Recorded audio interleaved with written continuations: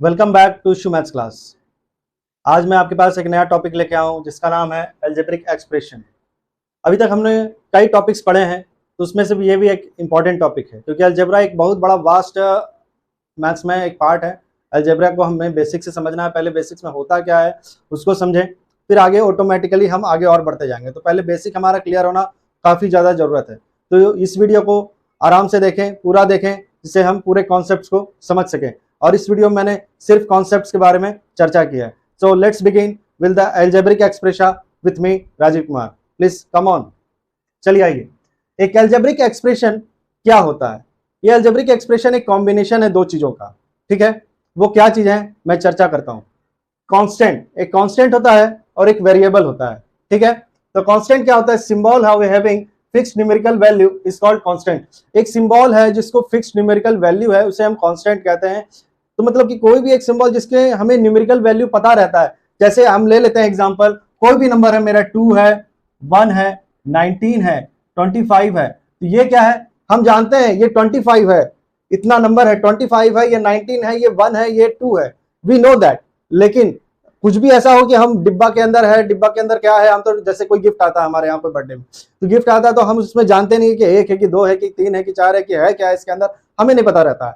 लेकिन क्या बोलते हैं, अगर हमें हाथ में अगर कोई ये 2 लड्डू दे दे तो हम पता है कि वी गॉट्स 2 लड्डू, तो हमने 2 लड्डू पाया, तो वह हम जानते हैं इट इज कांस्टेंट। तो 2 लड्डू से ज्यादा कल्पना हम कर भी नहीं सकते हैं, तो ये हो गया कांस्टेंट। और अगर कोई डिब्बे बंद चीज में आएगी, हमें पता नहीं गिफ्ट मिला, तो उसमें क्या पता है कि 2 है कि 3 है कि 4 है, हमें पता नहीं चलता। तो कांस्टेंट वो हुआ जिसमें हमें वैल्यू पता है कि वैल्यू हमारा चेंज नहीं होगा।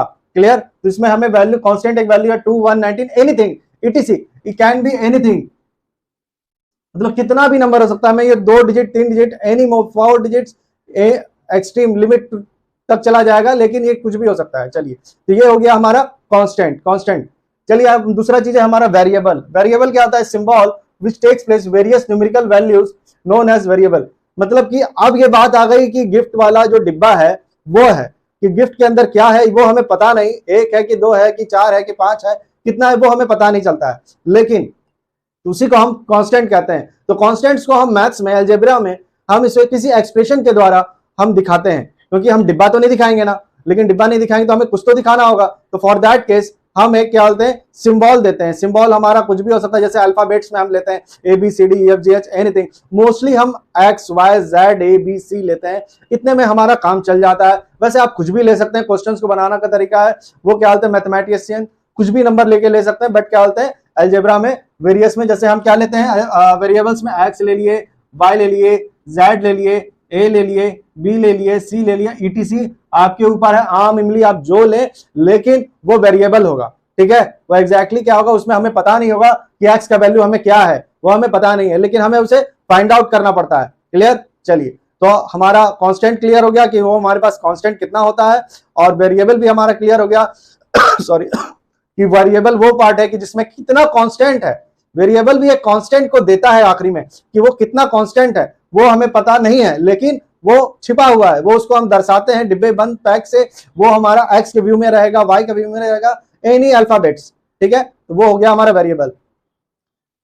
चलिए आइए, अलजेब्रिक एक्सप्रेशन क्या होता है? It is the combination of constant and variables. ये क्या लिखा है? ये कॉम्बिनेशन है किसका? कांस्टेंट और वेरिएबल्स का कॉम्बिनेशन है, क्योंकि अलजेब्रिक एक्सप्रेशन जो है अकेले ना तो कांस्टेंट से बनेगा ना तो वेरिएबल से बनेगा, इसमें दोनों का मिलनसार होना जरूरी है।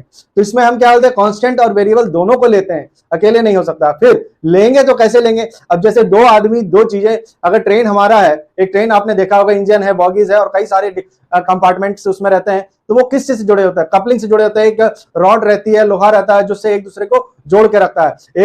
एक साथ में तो नहीं रहता है, तो उसमें जोड़ने के लिए हमें क्या चाहिए? एक दूसरे को जोड़ना पड़ता है। तो जोड़ने के लिए हमारे पास किस तरह से 4 फंडामेंटल्स जो हमारे हैं, plus, minus, multiply and divide, ये इन चीजों से जुड़ा रहता है। तो अकेले ये दोनों साथ में मिलके आएगा, लेकिन इनमें हमें जोड़ना पड़ेगा, कहीं रिलेशन बनाना होगा। जैसे मैं एक एग्जांपल बताऊं, पहला तो अगर सिंपल है, तो अगर कांस्टेंट और वेरिएबल जैसे है मेरे पास 3a। क्लियर? तो अब इसमें क्या है, 3a का मतलब क्या होता है? 3 मल्टीप्लाई a है। ठीक है, ये इसके साथ लिखा हो तो इसका मतलब क्या है? 3 मल्टीप्लाई a है। ओके, अगर प्लस में आएगा तो क्या होगा? 3 प्लस a। ये भी एक अलजेब्रिक एक्सप्रेशन है, 3 प्लस a है। क्लियर। अब चलिए डिवाइड में होता है, तो डिवाइड में क्या होगा, 3, अगर a बाय 3 लिखे हैं तो ये भी हमारा डिवाइड में, इसको हम कैसे, इसका मतलब क्या हुआ, a divide by 3, clear, a divide by 3, ये हमारा डिवीजन में जुड़ा हुआ है, डिवीजन से एक दूसरे को लिंक किया हुआ है, a डिवाइड बाय 3। अब आता है माइनस, माइनस में आप लिख सकते हैं a माइनस 3, तो ये यानी हमारा वेरिएबल और कांस्टेंट किससे जुड़ा हुआ है, माइनस से जुड़ा हुआ है। तो ये एक 3 बेसिक एग्जांपल दिया है मैंने, और भी इसमें कई बड़े बड़े अलजेब्रिक एक्सप्रेशन बनते हैं, इसमें काफी लंबा लंबा भी रहता है, इसमें काफी चीजें रहती है, और इसके आगे हम पढ़ते हैं, इसके बारे में जानते हैं। तो ये बेसिक कॉन्सेप्ट ये है कि algebraic expression is the combination of constant and variables which is linked with the 4 operations as plus minus multiply and divide. मतलब कि अलजेब्रिक एक्सप्रेशन एक किससे, किसका कॉम्बिनेशन, किसका जोड़ है, किसका मिलन है, कांस्टेंट और वेरिएबल्स जो किससे एक दूसरे से जुड़ा रहता है, 4 ऑपरेशन से, 4 नियमों से, 4 ऑपरेशन से जुड़ा हुआ रहता है, plus minus multiply and divide. तो ये हुआ मेरा बेसिक अलजेब्रिक एक्सप्रेशन। इस कॉन्सेप्ट को आप नोट डाउन करना चाहते हैं, नोट डाउन कर लीजिए प्लीज। या कम हियर। तो यहां तक हमने पढ़ लिया कि अलजेब्रिक एक्सप्रेशन होता क्या है, किस चीज से बना होता है अलजेब्रिक एक्सप्रेशन। तब अब हम लोग इसके आगे चलते हैं कि अलजेब्रिक एक्सप्रेशंस में और क्या क्या चीजें होती हैं। चलिए, इसमें क्या होता है, term of the algebraic expression, terms होते हैं, इसमें कितने टर्म्स होते हैं इसके बारे में पढ़ना है।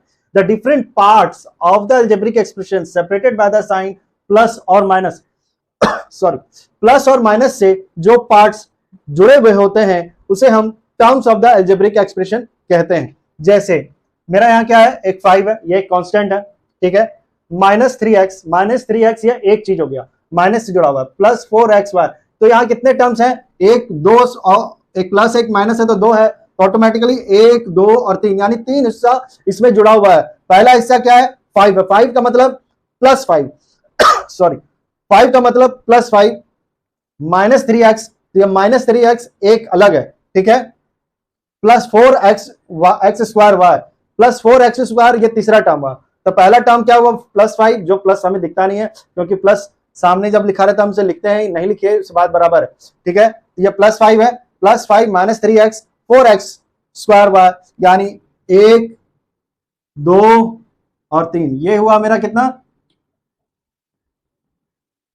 3 टर्म्स, ठीक है, ये 3 टर्म्स वाला अलजेब्रिक एक्सप्रेशन है। अब चलिए आइए नीचे देखते हैं, 4x square minus 5xy plus y square z plus 8, तो इसमें हमारा कितना हिस्सा है, 1 हिस्सा, 2 हिस्सा, 3 हिस्सा और 4 हिस्सा, तो 4 हिस्से से ये बना हुआ मेरा 4 टर्म्स वाला अलजेब्रिक एक्सप्रेशन है। अब जैसे ये आप, मैंने पहले बताया था a प्लस 3, ये कितना हुआ, 1 और 2, इसमें कितना है, 2 टर्म, क्लियर। हाँ, और अगर सिंगल की बात करें तो सिंगल कैसा होता होगा, सिंगल मेरा एक 3 अगर है तो ये भी एक सिंगल है, या a है तो ये भी एक सिंगल है, तो यानी है 1 टर्म,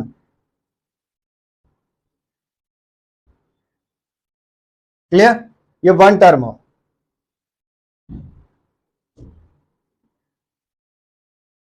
हाँ, तो इस तरह से हमारा टर्म्स होता है एक अलजेब्रिक एक्सप्रेशंस में, वो हम काउंटेबल होता है, उसको हम काउंट कर सकते हैं देख के कितने टर्म्स का ये अलजेब्रिक एक्सप्रेशन है, और इसमें बढ़ाएंगे तो वो अलजेब्रिक एक्सप्रेशंस और ज्यादा टर्म्स के हो सकते हैं।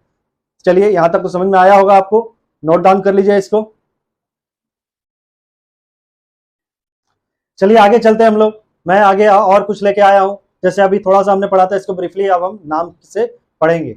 चलिए, क्या various types of algebraic expressions, कई तरह के अलजेब्रिक एक्सप्रेशंस है, इसमें मैंने आपके लिए 3 लाया है, मैंने मोनोमियल, बाइनोमियल और ट्राइनोमियल्स, यानी 3 है हमारे पास, मोनोमियल, बाइनोमियल, ट्राइनोमियल। मोनो मतलब होता है एक, नाम से ही समझ में आता है, मोनो हुआ एक आता है, ठीक है, मोनो को हम एक कहते हैं, it is a German words, mono, bino, trino, penta वगैरह वगैरह, ये सब जर्मन वर्ड आते हैं, तो उससे मोनो का मतलब होता है एक। तो अलजेब्रिक एक्सप्रेशन कंटेन्स 1 टर्म, वो एक्सप्रेशन जिसमें सिर्फ एक ही टर्म है, आगे कुछ नहीं है, जैसे मैंने अभी a सिंगल बताया था, 3 सिंगल बताया था, वो सब हमारे एक टर्म से, जैसे आपके 5x हुए, 2xy हुआ, माइनस 3a स्क्वायर b हुआ, इसमें मतलब एक ही टर्म किससे जुड़ा रहता है, माइनस प्लस से जो जुड़ा है उसे हम टर्म कहते हैं। तो इसमें सिंगल है, माइनस 3a स्क्वायर b है, माइनस 7, तो ये हुआ मेरा सिंगल टर्म है। तो ये एक अकेला 5x है, दूसरा 2xy है, माइनस 3a स्क्वायर b है, लास्ट माइनस 7 है, तो ये हुआ मेरा 3 टर्म, 3 अलग अलग, 4 अलग अलग टर्म है, चारों एक एक टर्म है, ठीक है। बाइनोमियल्स, बाइनोमियल्स क्या हुआ सॉरी, जिसमें दो टर्म्स से जुड़ा हुआ जो अलजेब्रिक एक्सप्रेशन है उसे हम बाइनोमियल्स कहते हैं। इसमें दो टर्म से जुड़ा हुआ एक पूरा अलजेब्रिक एक्सप्रेशन होता है। जैसे 2a + 3b एक अकेला है, मतलब ये अलग है। 2a + 3b ये अलग है। 8 - 3x ये अलग है सॉरी, x² - 4xy ये भी अलग है। तो यानी दो जुड़ के एक अलजेब्रिक एक्सप्रेशन बना रहा है, यहां भी दो जुड़ के एक अलजेब्रिक एक्सप्रेशन बना रहा है, और यहां भी दो अलग अलग जुड़ के एक अलजेब्रिक एक्सप्रेशन बना रहा है। यानी दो टर्म्स से जुड़ के अलजेब्रिक एक्सप्रेशन बना है, यहां भी दो दो टर्म्स जुड़ के अलजेब्रिक एक्सप्रेशन बना है, उसे हम बायनोमियल कहते हैं। हम बाइसाइकिल कहते हैं ना, बाइसाइकिल मतलब उसमें दो पहिए होते हैं, उसी तरह से बाइनोमियल्स हुआ। उसी तरह से हम ट्राईसाइकिल कहते हैं। ट्राईसाइकिल आपने देखा होगा, छोटे छोटे बच्चे, आपने भी बचपन में चलाया होगा ट्राईसाइकिल। बचपन में हम जब कोई सीखता है तो ट्राईसाइकिल से ही सीखता है। तो चलिए हम ट्राईसाइकिल की तरह ट्राइनोमियल देखते हैं सॉरी, तो ट्राइनोमियल्स हुआ जिसमें हमारा तीन टर्म्स जुड़ा होता है, तीन टर्म्स जुड़ के एक अलजेब्रिक एक्सप्रेशन बनाता है, वह a + 2b + 5c। a + 2b + 5c मेरा एक अलजेब्रिक एक्सप्रेशन हुआ, ठीक है। दूसरा क्या, x + 2y - 3z, x + 2y - 3z ये मेरा एक अलजेब्रिक एक्सप्रेशन हुआ। लास्ट हुआ x³ - y³ - z³, ये एक अलग अलजेब्रिक एक्सप्रेशन हुआ। इसमें कितने टर्म्स हैं, तीन टर्म्स जुड़े हैं। तो तीन टर्म्स जुड़ने की वजह से मेरा ये ट्राइनोमियल कहलाता है। यानी मोनोमियल हमने पता कर लिया, बाइनोमियल पता कर लिया और ट्राइनोमियल पता कर लिया। ये तीनों क्या है, अब जितने काउंटेबल हैं उतने टर्म से जो बना हुआ एक्सप्रेशन है उनसे हम इसको बाइनोमियल, मोनोमियल और ट्राइनोमियल्स कहते हैं। तो प्लीज नोट इट डाउन। चलिए आइए देखते हैं क्वाड्रीनोमियल्स। क्वाड्री मतलब क्वाड्रा होता है 4, क्वाड्रा होता है, क्वाड्रिलैटरल पढ़ा है, क्वाड्रा, क्वार्टर, तो ये सारी चीजें हमारे 4 से रिलेटेड है। तो क्वाडर का मतलब होता है 4, क्लियर। तो यानी algebraic expression contains 4 terms is called क्वाड्रीनोमियल्स।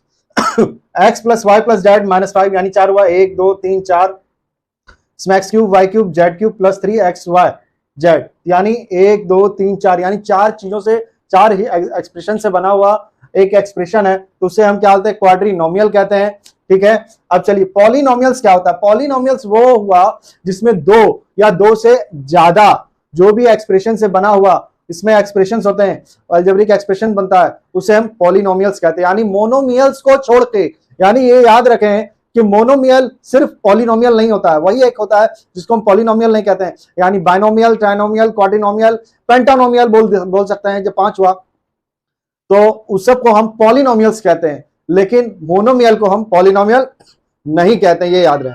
ये एक ट्रिक क्वेश्चन है कि मोनोमियल को हम पॉलिनोमियल नहीं कह सकते क्योंकि वो सिंगल होता है, ठीक है। पॉलिनोमियल वो होता है जिसमें दो या दो से ज्यादा हो, उसे हम पॉलिनोमियल कहते हैं, ये याद रखें, ठीक है।